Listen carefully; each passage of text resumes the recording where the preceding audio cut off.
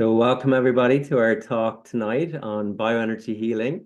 I'm Michael Dalton. I've been practicing bioenergy healing for over 30 years. This year is my 31st year, 31.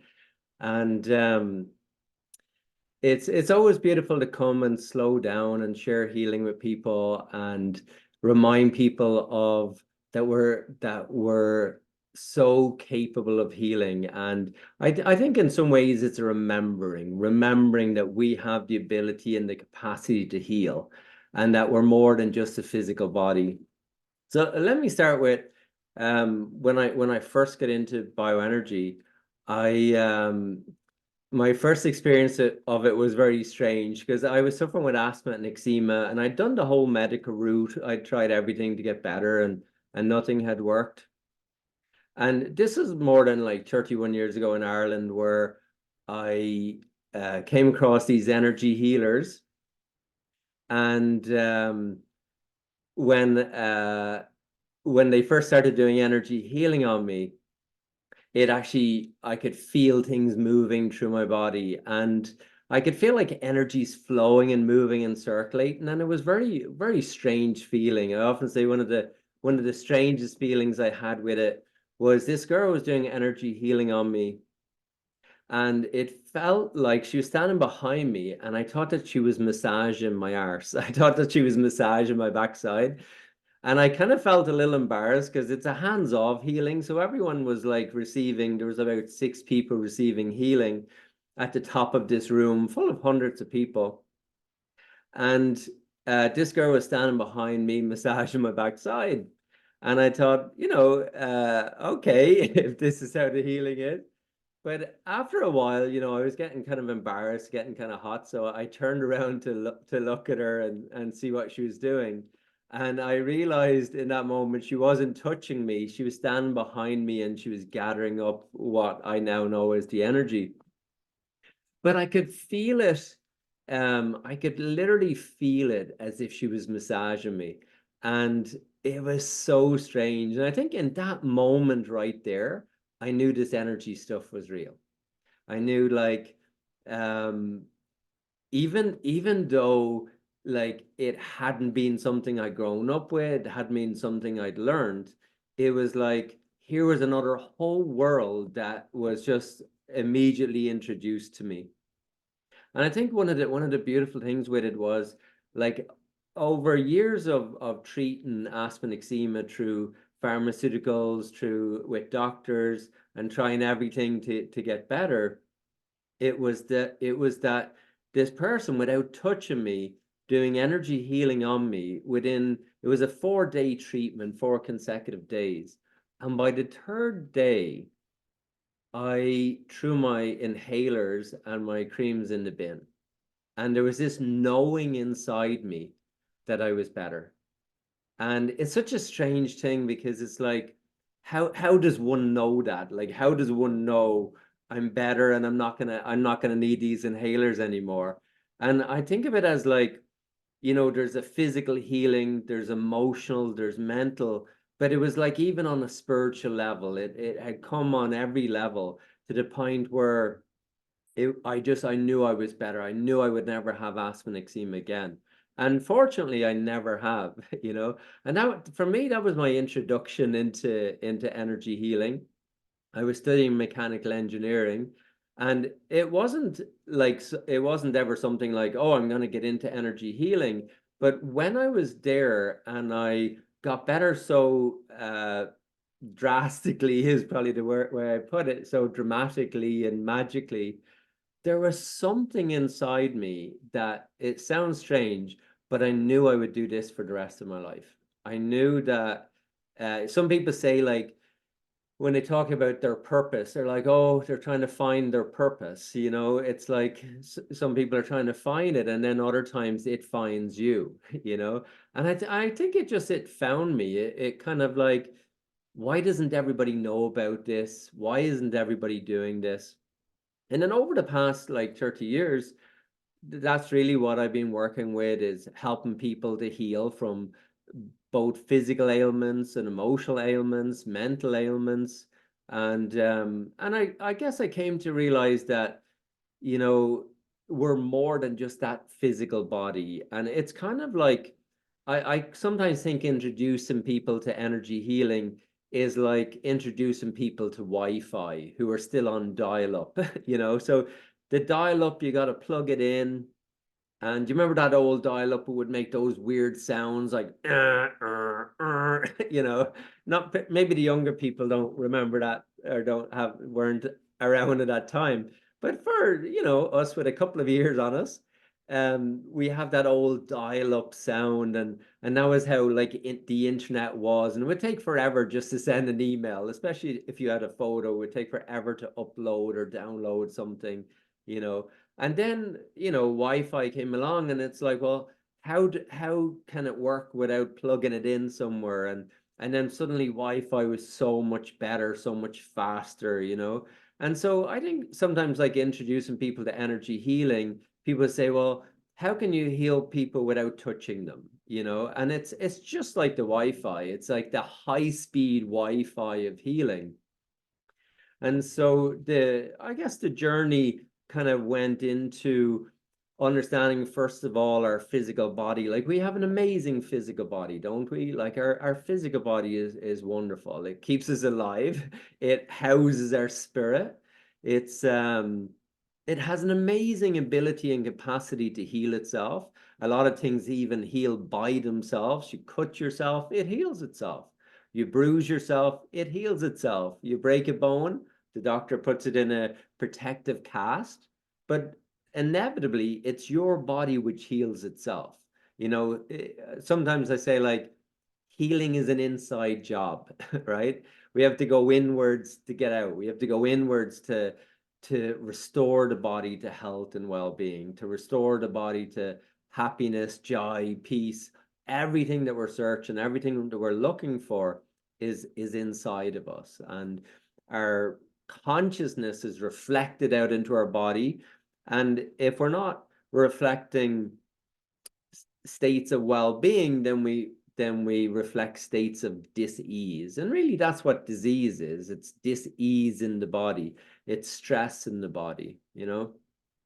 So I guess I came to understand that we have this beautiful physical body that's pretty amazing, but it doesn't stop there, of course. We have our mental body, we have an emotional body, and of course, the mental body has a big influence over our health. You know, so sorry, I'm just adding people here. So the mental body is also, it's our electrical field. And we, you know, just in the same way people often say we got very positive thoughts, we got very negative thoughts. And you can see how your thinking plays a big role in your life. It influences your life in so many ways. If you've got a lot of positive thoughts, that has a positive effect in your life. If you've got a lot of negative thoughts, that can have a very negative effect in your life. And it doesn't stop there with your thinking, even in your emotions. So if your thought process is the electrical field, then your emotions is the magnetic field. And so the emotions then also, of course, play a huge role in our health and a huge role in our life. Not just, it's not so much, whereas the thoughts are like positive and negative, they have more of this electrical charge. The emotions are a little bit more, what I found is they're more like energetic in that they're more about whether they're flowing or whether they get stuck. And it's okay to have all your emotions, anger, sadness, grief, happiness, joy, all of it is okay. It's only really when it gets stuck in the body, when emotions get stuck, when we hold on to them for long periods of time, when we don't let them flow and move, when we don't breathe with them, when they get stuck in the body, then over time they start to congest what we'll talk about it, the body's energy field, and then the energy can't flow into areas that it needs to flow into. So within that amazing physical body and our amazing mind and our amazing heart and emotions, we also have our bio body. And the bio body is the bioelectromagnetic field around the body that connects the physical, the emotional, the mental, the spiritual. It connects all of the bodies together. And that's the Wi-Fi part. So that's the part that you may not see it, you know, just as you would see your physical body, but you don't see your thoughts and you don't see your emotions, but you know that they're there. But the biofield or the bio body is this electromagnetic etheric field around your body that is communicating to all the organs, tissues, cells, blood, bones, telling them what to do, telling them how to function, telling them to stay healthy or to get sick. And so it becomes really interesting when you realize you can influence your health by correcting the field of energy around your body. And the main thing that happens in this field of energy is that your energy is either flowing, which leads to good health and well-being, or your energy gets blocked. And when your energy gets blocked, that can lead to illness and sickness. So in terms of the energy field, this energy field that we have around us, there's 7 main chakras in the body, 7 points of higher or greater electromagnetic energy. And you may have heard of these, like the chakras are people are pretty familiar with them nowadays, right? So we got the root chakra, which is at the base of the spine.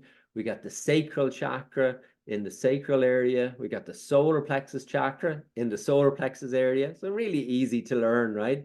We got the heart chakra. Well, where do you think that is? In the heart area. We got the throat chakra, also in the throat area.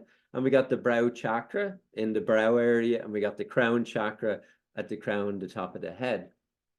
And so these chakras are points of greater electromagnetic energy, and they distribute the energy to flow in and out and through all the organs, tissues, cells, blood, bones. And just like like the just like kind of like a flower, right? Like when a flower is open, it's getting the sun, it's getting watered, and the flower is nice and open. And the chakras are like they're kind of like flowers in a way, that they're either open and, you know, absorbing all the light and all the goodness, or they're closed and they're they're more like not absorbing the light, and that light then isn't going into the body. So sometimes like things happen in our lives that closes down the energy or blocks up the energy, blocks up the chakras. Um, Especially say the heart chakra, you know, if you've had something that happens you and you're grieving it, you know, this beautiful open flowing heart chakra, the name chakras is Sanskrit for spinning wheel. So it's like this vortex that is opening and absorbing energy into itself, a small toral field that is absorbing energy and then bringing that energy into the heart and the circulatory system and the lungs. And so when the heart chakra, we experience in terms of the heart, we often hold like sadness or grief or regrets in the heart and chest area. And when we hold like those stresses in those areas, then over time they can start to close down the chakra. They can start to shut it down. And that's, you know, sometimes because just in life we have suffering, right? Like life isn't all happy camp and sitting in the yoga style singing Kumbaya. Sometimes life is challenging, it's difficult, it's hard. And in those times where life is hard or challenging or difficult, we close down certain parts of ourselves. You know, so just like with the heart, we can close off the heart center. We can close ourselves off to love. We can close ourselves off to receiving, to receptivity, you know, and we can become more defensive. We can become more blocked. And you can often see it too, like with people, without needing to be like psychic or intuitive. You often get a sense with people, you know, are they open or are they closed? You know, and sometimes the more closed people are, it's the more protective they become, you know, and maybe rightly so. Maybe they've had life experiences that has shut them down, that has closed them down. And those life experiences, you know, can close down their heart and close down their body, and that sometimes even gets reflected in the body, in the way that they carry themselves, in the way that they hold themselves.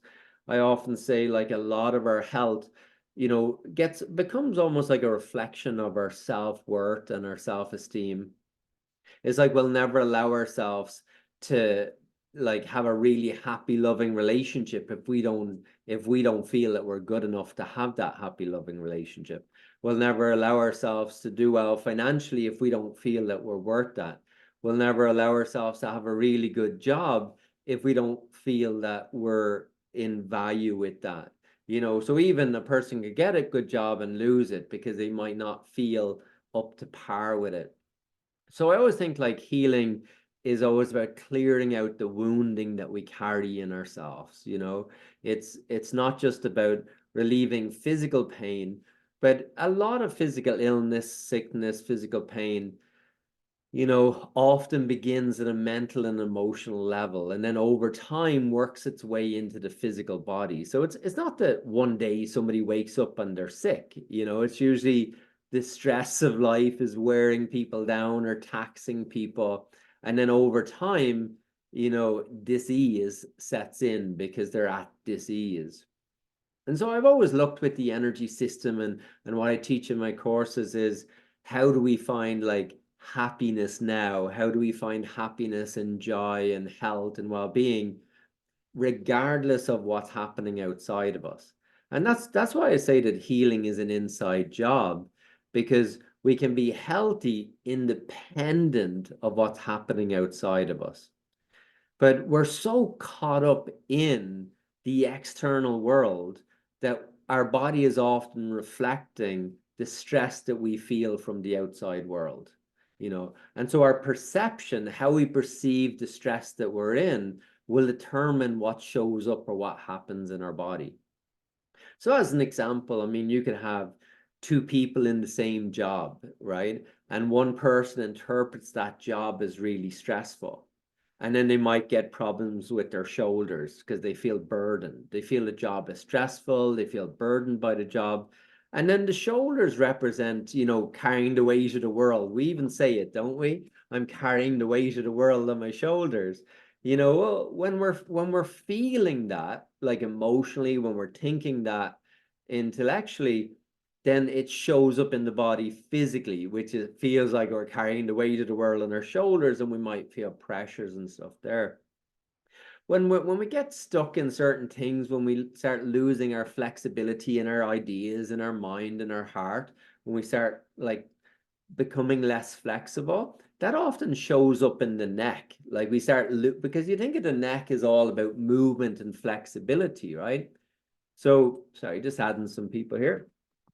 So when we're flowing with life and we're not resisting life, we're not attached to certain things, and we're just allowing ourselves to flow with life, you'll find that the neck is like has full movement, full rotation, full flexibility. But if you're sometimes like even if you're thinking like, oh, this person's a right pain in the neck, it's not uncommon that you can start to feel some stiffness in your neck. And then over time, if you keep thinking that and saying that and speaking to that, then you can actually start to feel pain in your neck. Now, people say, oh, yeah, but Michael, I have pain in my neck or my shoulders because of my work. But I've been doing this for 30 years, and I don't find that to be true. I don't find that people have pain in their shoulders because they're working on a computer for 8 hours a day. I think if you're working on a computer for 8 hours a day and you don't want to be doing it, I think that causes problems with your neck and shoulders. But if it's causing you a pain in the neck to be in your job and you don't want to be there, it's like that translates from your consciousness, right, into your physical body. And so you can have someone that works on a computer for 12 hours or 16 hours. You could have someone doing research, right? Maybe they're doing cancer research or something, and they love what they're doing. And they're like 6 months every day working, doing research. And they love what they're doing. And they can work 12, 16 hours a day, barely sleep, barely pee, barely eat food, and they get up and they're fine. Why? Because they love what they're doing you know but then you take someone who what they're doing is, like I said, the feeling or the thought that they have is, I don't want to do this, I don't want to be here, this is a pain in the neck.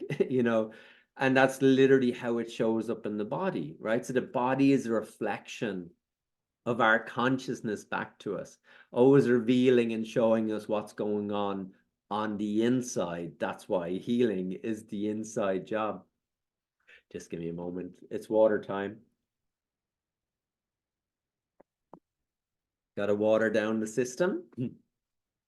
So, as I said, we have, how things show up in the body. If there's things that we don't want to look at in our life, it's not uncommon that people start getting problems with their eyes, right? Because we use our eyes to look at things. If on that deep conscious level or unconscious level, there's things that you don't want to look at in your life, it can show up as eye problems. If there's things that you don't want to listen to, you're fed up with stuff, you don't want to hear it anymore, it starts to come in as ear problems. Even you think of children, right? Like if there's something a child doesn't want to look at, what do? They cover up their eyes, right? They don't want to see something, they cover their eyes. We can't, as we get older, we can't really do that as adults. If we don't want to look at someone, we can't really cover our eyes. So we start like closing down the eyesight at a much deeper level, at a level we're often not even conscious of or aware of. You know, if people are talking to you, like if people are talking to a child and the child doesn't want to listen, what does the child do? They cover up their ears, right? They don't want to listen, they cover up their ears. You can't necessarily do that. I mean, you could, but generally we can't really do that as we get older. So a more adult way of doing it is you start losing your hearing, you start shutting out noise. And then you have like, what do children do if you keep talking to a child and they don't want to listen to you?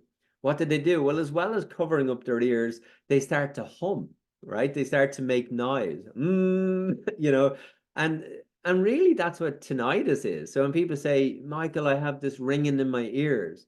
Yeah, it's like you're trying to drown life out, right? We're trying to drown things out. We don't want to listen to things anymore, you know.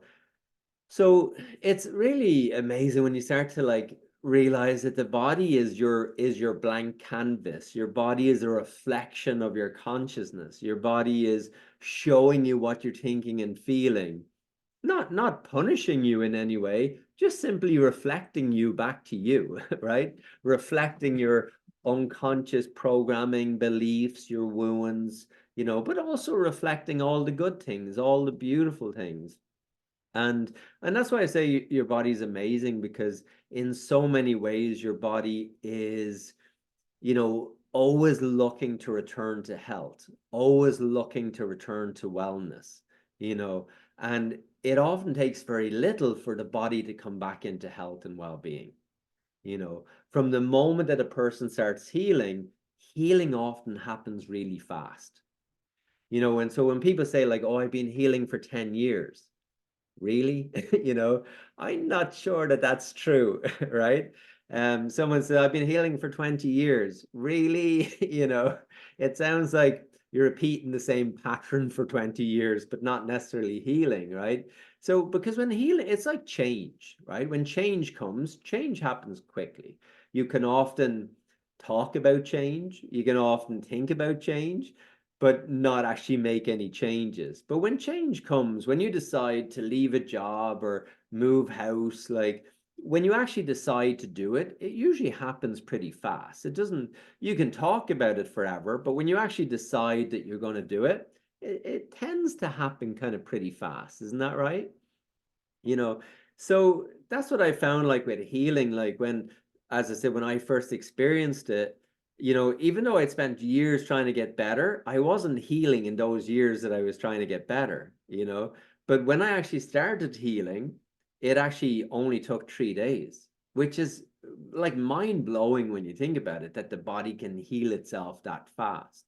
The body is incredible. There's cases of like multiple personalities where a person has more than one personality, and they can be a diabetic in one personality and not be a diabetic in another personality. And they can shift from one personality to another that fast. They can have scars in one personality and not have them in another. Scars that you think, well, scars don't change, they're always there. But when a person changes personality, their scars can appear and disappear. They can have full-blown allergies, where they're allergic to orange juice, say. And then when they change personalities, they're no longer allergic to it. And I mean, like, not the way people say, like, oh, you know, I don't eat this or I don't eat that. But like, I'm talking about like full-blown allergies, like where they go into anaphylactic shock and they can die, that literally in the shifting of personalities, the person literally can step out of diabetes, scars, and um, like allergies, right? And that's how I kind of bring that up, because I think like in some ways, like we forget how magical the body is. We forget how amazing the body is. We forget that, when you cut yourself, your body heals it. When you bruise yourself, your body heals it. When you break a bone, your body heals it, right?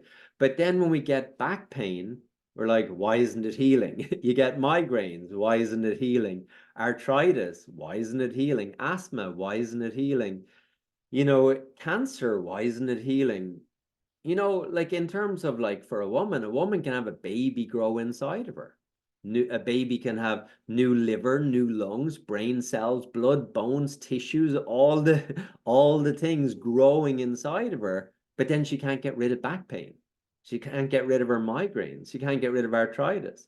So there's a bit of a conflict there, isn't it? You can have life grow inside of you, but you can't heal your body from aches and pains, right? So what I found is like that, I'd been learning about the physical body and how the body regenerates and renews itself and replenishes itself and heals itself. And like I said, the body is pretty magical and pretty amazing. And at the same time, sometimes the body is not healing itself. And I was really interested to know, well, why isn't the body healing itself, And you could maybe change the thoughts and free up the emotions. And, people do all kinds of stuff from affirmations to emotional release. And then sometimes they're still sick. The physical ailments are still there. Sometimes people go to a chiropractor, massage, physio, but their ailments are still there. And I think when I got into bioenergy healing, it was just this like revelation of like, oh my God, this makes so much sense. We have to access the biofield. We have to access the bio body, the energy that is the flow and movement of information in the body. Because if the body's not getting the right information, then the body doesn't heal itself. And when the body gets the right information, the body heals itself. Also, not from the outside, but from the inside. And what it is that's healing the body from the inside out is the body's own intelligence. The body has an innate intelligence inside of itself. And I think what happens in many cases, I often share this in my training programs, is the biggest problem in your life is you, right? The biggest problem, I see everybody laughing, because there's truth in that, right? Like the biggest problem in my life is me. I'll be the first one to admit that, you know? But the biggest problem in our life is ourselves, our lack of self-love, our lack of self-worth, the suffering that we do unto ourselves, the unnecessary pain and suffering, thinking, feeling that we cause to ourselves, our beliefs, our conditioning, and our programming, the ways in which we treat ourselves. I often think if you treated your friends the way you treat yourself, you might not have friends for very long, right? So when it comes to like really healing the body, I think, the reason I say it's an inside job is because it's about you getting out of your own way and allowing the biofield, the electromagnetic energy of the body to flow freely. And I've often shared this process in my training, which is that, every time before I do training, I would meditate and, I would ask Great Spirit for some divine wisdom, and I'd be like, Spirit, give me some beautiful wisdom for my training courses. And I'd always get the same answer, get out of the way. And I'd be like, do you have anything else? Any, thank you, but looking for something more. And then I would get the same answer, get out of the way. And I think over the years I've come to understand it's about humbling yourself. It's about softening yourself. It's about, becoming defenseless, right? Like we have so much defensiveness, so much protection around ourselves from our wounding, from the pain of life, and from relationships and family. And there'll always be something that we can say is the cause of our problems, right? There'll always be something external. We can only blame our parents for so long. They say that we're ancestral dumps, which means that we take on all of the wounding of our ancestry in a way to heal it. And I think sometimes when we think of your ancestry and them leaving you stuff, you're thinking more of like an inheritance. You're not thinking like, oh, you're leaving me all your wounding. Yeah, because they brought the wounding as far as they could to heal it, and then they passed on the residue of what was left for you to heal it. And this is the kind of gift that as human beings we come into this life, and we're growing just simply through our life experience, and we're becoming more and more conscious of how we interact with each other, how we interact with ourselves, the role that how we're influencing life and how life is influencing us. And we start to peel away the layers. We start to become more aware, I believe, and more conscious of life and how we interact with life, as I said. And so as we go through that process, we're born into this life and we're born into a family, and we take on that family's wounding, and then we look to process that wounding through our body. We look to release that wounding through our body to heal that lineage that gets carried through the DNA into the cells of your body. And the opportunity that's coming in is for us to heal that lineage, to free and liberate our ancestors from that pain and suffering that has been carried forward. And sometimes, healing is really the slowing down, the coming into presence, the getting out of your way. And really I often hear people say like, oh, nobody heals anybody else. You have to heal yourself. And I think that there's a lot of truth in that. There's a lot of truth in we have to heal ourselves. But it doesn't mean that you have to do it by yourself. And I think when it comes to the biofield, the energy field of the body, it's a lot harder for you to clear out your own blockages than it is for someone to come in and help you, than it is for someone to come in and support you. And I believe that we've been given this beautiful electromagnetic field of energy as part of the technology of our system to help maintain health and well-being. It's part of nature, this toroidal field that vibrates and resonates through all the cells of your body. It's part of nature. You can't remove it. It's always there. You may not always use it, but it's always there. It's just part of who you are.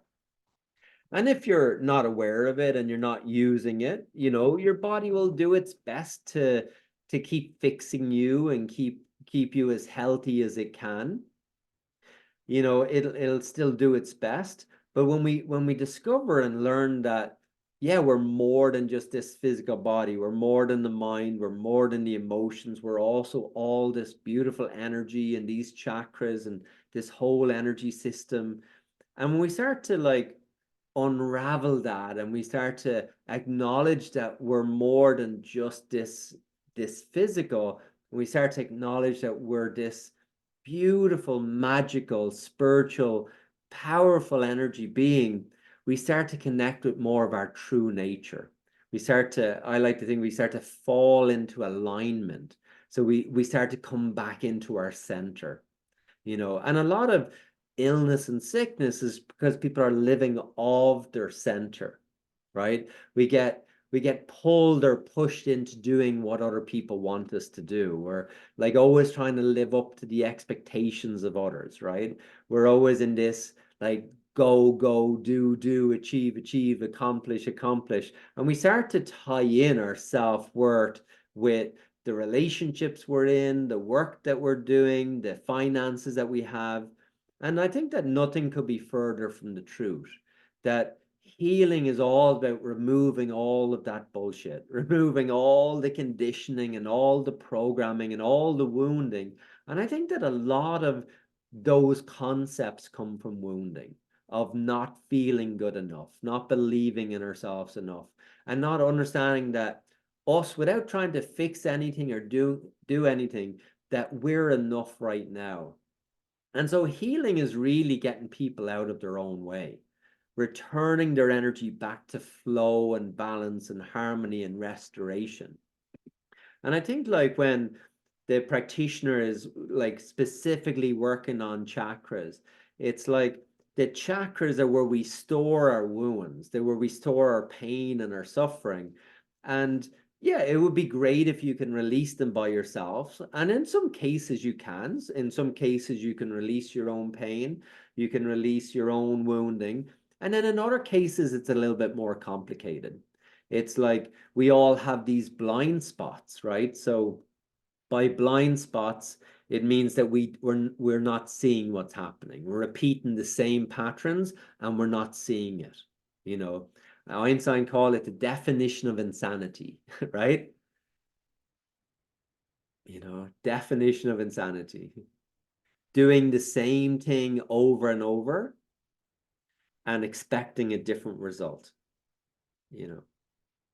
And so I think in terms of like healing is realizing that as we clear these blockages out of the body, that new energy can flow into the body, that the chakras, these energy points in the body, can be rebooted, they can be reset, and they can start to function as they're meant to function. So like as an example, I was just sharing an example today with some people about when your computer is getting really full and the screen starts to like jam and the little like spinning wheel keeps spinning and you're like, no, and then you're trying to close it off and like the mouse won't move. And it's like there's too much running, right? There's too many things running and things are jamming up. And sometimes life is like that, right? Like we get stuck. It feels like sometimes like we get stuck. Things are not flowing, things are not moving, and so what I say with the computer is, when you're kind of old school like me, you just hit the power button, right? You just knock the power off. But then what happens is the computer reboots itself. And then everything, when it takes a while, but then when the computer is up and running again, it's like all the programs have fixed itself, right? It's like there's an intelligence behind it that when you knock the power off and you turn it back on again, it puts everything in the right place. It sorts everything out. It fixes everything, right? The wheels are spinning again. The mouse is moving again. And so the chakras are like they're these spinning wheels, and sometimes like in the way that they're spinning, they're supposed to be spinning and flowing and moving and circulating, and energy is flowing in and energy is flowing out, and they're interacting with the world and they're giving us feedback on the world. But sometimes, as I said, we often might like hold on to things. We just hold on to things too long, right? You know, um, I was sharing a story today about a girl who was like, I was treating her for migraines, and she was just like, she just broke out laughing. And I said, "What is it?" And um, she said like, "Oh my God, I get it." And I'm like, "What do you get?" And she said, I'm never going to have the migraines anymore. And I said, well, how do you know? And she says, I just know. I'm like, well, how do you know? And she says, I get it. I'm like, what do you get? And she says, I'm too serious. I get it now. And of course, I'm thinking like, well, I know you're too serious. I've even said that to you. But it doesn't matter if someone says something to you, right? Like if you don't see it, because you've got a blind spot, you don't see what you don't see, right? People don't know what they don't know, right? You can't know what you don't know what you don't know, right? And so a lot of times when it comes to healing, like people don't know what they don't know. And that, like in her case, like she like I had said it to her a couple of times, like, seriousness can cause headaches, they can cause migraines, but it didn't matter like me saying it verbally, because that's on a certain level of vibration. It's a whole different vibration of energy when a person sees it for themselves.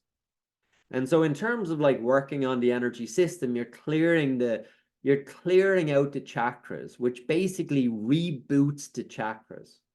So you're rebooting the 7 main chakras of the body. And when you reboot the chakras, then the energy on the inside of the body starts to flow and move and circulate better.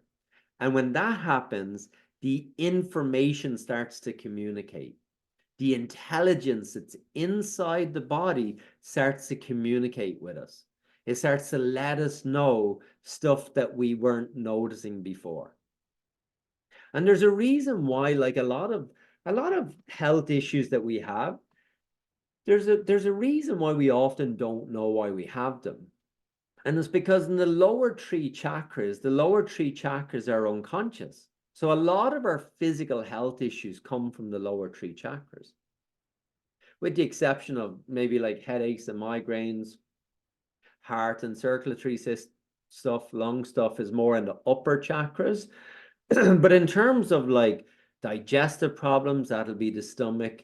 And digestive problems, believe it or not, would often be associated with the person being very controlling. Not to blame anyone for being controlling, because that, like, at the end of the day, come on, everyone is controlling, right? Whether we're aware of it or not.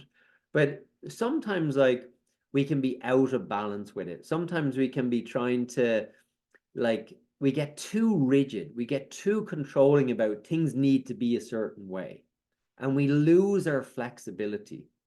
And when we reach that point where we're not digesting food, it often has very little to do with the food. We're not digesting life, right? We're not digesting and assimilating life because it's not happening the way that we think it should happen. So we have this idea life should be happening this way. And then over here, this is how life's happening. And then the distance between those two things, that's what causes stress in the body. The reality of what's happening, and then the perception of how I think life should be happening. The further those two are apart, that's where the stress and the blocked energy occurs. And so healing is really, as I said, is getting our perception out of the way and returning us back into reality, returning us back into our center, returning us back into our flow. And the beautiful thing about that is that, when we get out of our way, people often say, I need to meditate in order to find peace. Well, peace is here inside of you. When people find peace through meditation, it's not that you're going somewhere to find it, right? It's here. It's just simply that meditation is allowing you to go inwards, right? Healing is kind of like the accelerated way of going inwards. Healing takes everything that's going on and it starts turning it inward. So you go into this accelerated form of like looking at yourself and releasing your wounding, releasing your pain, your suffering. And so I've often seen, like, I think after 30 years, what keeps me interested in healing is often when you know, before healing, people are in pain, and then after healing, their pain is gone. And I often say that's the best feeling in the world. It's really lovely to see people's pain gone. You know, no one wants to see other people in pain, right? We're as human beings, we're empathic beings. We feel, you know. Now you might say some people don't feel very much, but I think deep down everybody feels deeply. We're literally it's who we are, it's what we are. We're feeling beings. Sometimes the reason why it seems like people don't feel is because they feel so much that they have to shut it down because it doesn't feel safe to feel it. It doesn't feel okay to feel it because they haven't released the wounds, they haven't released the pain. So the suffering is so great that if they allow themselves to go inwards, they feel so much fear or grief or guilt or shame or blame. They feel so much inside that it's easier just to stay in the head than to go into the body, you know. But then the problem with that is if we only treat illness at a physical level, it has a tendency to keep coming back. And that's the definition of insanity, is when we keep treating things at a physical level or a chemical level, and we're just keep treating it like as if there's just, you know, no mental or emotional connection, the wounds keep reoccurring, they keep resurfacing, you know. So healing is about going in and slowing the body down, connecting with the body. There's often a disconnection between the body, the mind, and the spirit. You know, so healing is slowing everything down so we start to reconnect. We start to connect with the feelings, you start to connect with your thinking. Just like in meditation, you know, people say, Michael, I find it very hard to meditate. My head is so busy, you know, right? People say that to me a lot. And I think, well, you know, it's not that your head is busy because you're meditating, it's that you're noticing when you meditate how busy your head is, right? You know, you notice how busy your thinking is. Sorry, just adding some here. You know, so in terms of like, you know, when we go into the body and we start to heal, you know, you start to notice things. You start to notice the sometimes the negative thoughts that you have and how they're influencing your body and your life. Sometimes you start to notice where you feel stuck in your body, where emotions are starting to jam, where they're not flowing. You start becoming aware of those things. And it's very gentle and very subtle. It's not like, you know, anger is being ripped out of your body and you have to smash pillows or anything. You know, it's kind of like healing gets a bad rap, but healing is actually very gentle and very beautiful and very magical. And energy healing, as opposed to just healing, but specifically, I would say bioenergy healing is this beautiful interaction between two human beings, where two human beings come together, one looking for healing, one offering healing. And that person offering the healing, you know, creates a safe place for the other person to come in and let their guard down, allowing themselves to become vulnerable in the eyes of another person. And as they let their guard down, you know, the practitioner will often start to breathe with the person. And the reason breathing is so important is because breathing slows everything down. Breathing opens up connection. And breathing, my friends, opens up the energy field. So these layers in the energy field, when we start to breathe slowly and we start to breathe together, our energy fields start to open up and they start to communicate to each other. Because now we're coming into synergy with each other, into resonance, into frequency. So when we start to harmonize our breathing together and we start to come together with the same intent, which is your healing, you know, we start to tune into each other like a tuning fork. And then in that place of like slowing down and tuning in, the energy opens up. This beautiful, magical energy field that is always there, that is always waiting for us to come to us in a humble way, though. Like, not, you can't come to healing and you say, give me the healing. You can't force healing. It's kind of like, you'll notice that in life as well, like that whenever you feel forced to do something, it doesn't feel right. Isn't that true? Like, whenever we feel pushed or forced, we often want to back away from those things, right? So it's like you can't force healing onto people. It's an invitation. It's an opportunity, right? There's always an opportunity for healing. There's always an invitation to open up, to bring your defenses down, and to heal and let go of the past. There's always this beautiful invitation for healing, but you can't force it on people. And in many ways, a lot of illness and sickness is because, again, we feel forced to do things that we don't want to do, that don't resonate with the heart, that are out of resonance with our alignment, with our truth, with our sovereignty, with our freedom, with our beingness. And so when we're doing things that is pulling us away from our center, I think that sometimes, like, illness is a way of the body saying, this area of your life needs attention. It's trying to bring attention to an area that has conflict. And so the different chakras represent different areas of our life. And, like, as an example, a person could have problems with their throat, and the throat chakra represents three main things: communication, creativity, and expression.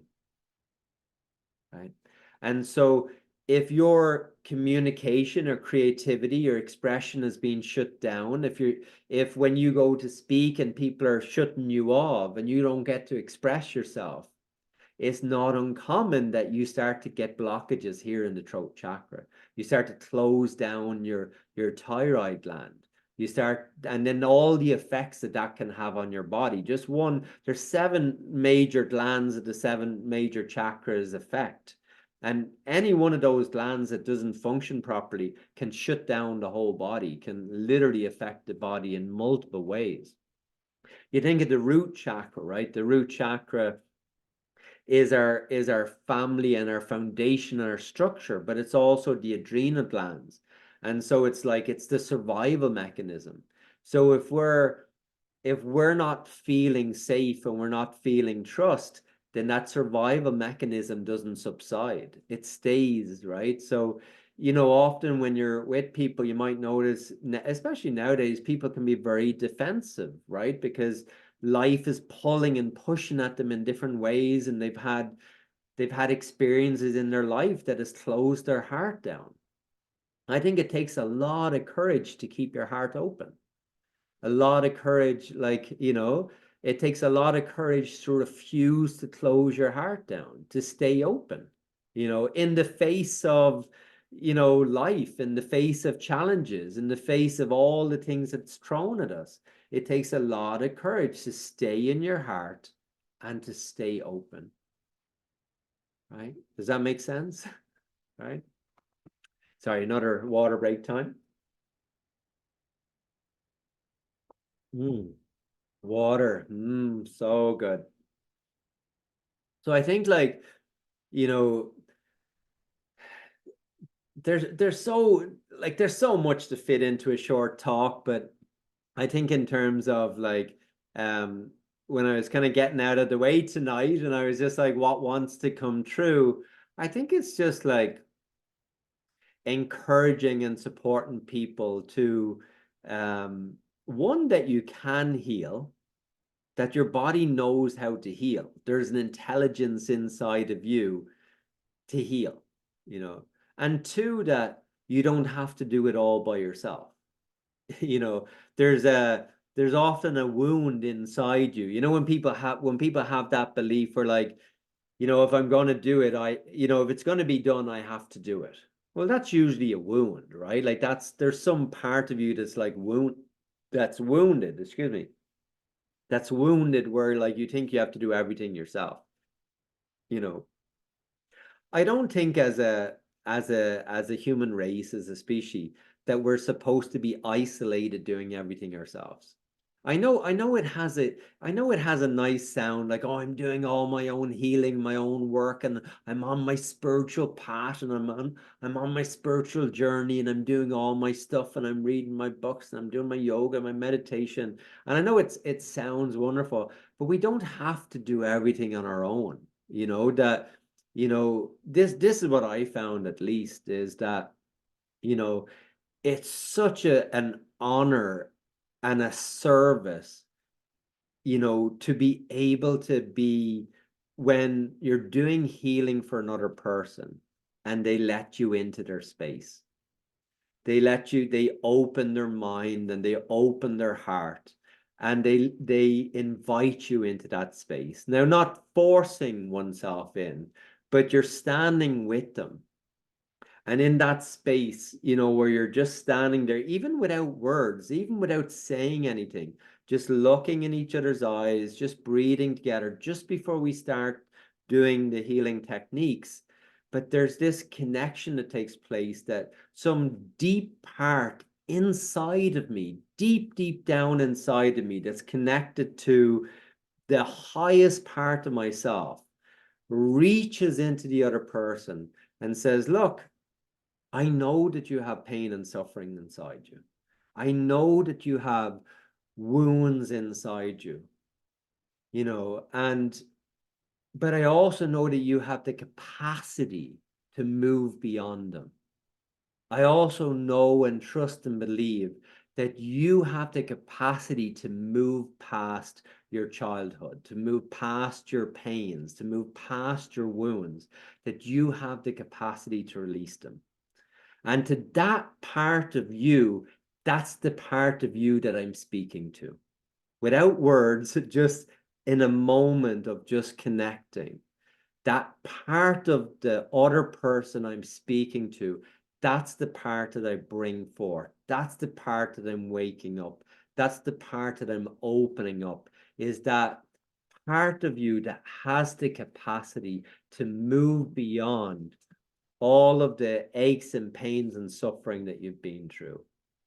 And to that part of you that wants to come alive, that part of you, I'm going to do my very best to help bring that part of you out, to help release the part of you, and to integrate and heal the part of you that suffers, and to awaken and bring forth the part of you that wants to open up into consciousness, that wants to come out of the unconscious, out of the darkness, out of the repeating the old patterns that no longer serve you.